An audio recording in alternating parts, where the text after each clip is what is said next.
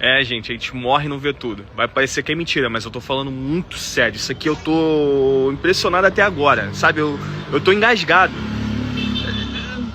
Não faz sentido. Olha só, presta atenção.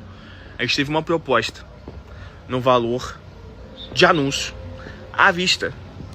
A proprietária simplesmente negou, porque ela queria que fosse comprado e financiado. Aí eu te pergunto, qual é a lógica? Tu quer 270, tu vai receber 270 e num prazo rápido, pô, que à vista 2 semanas já resolveu tudo. Por quê? Que motivo te levou a querer aceitar só se for financiado? Bicho, não entra na minha cabeça. Se você souber essa resposta, por favor, me diga.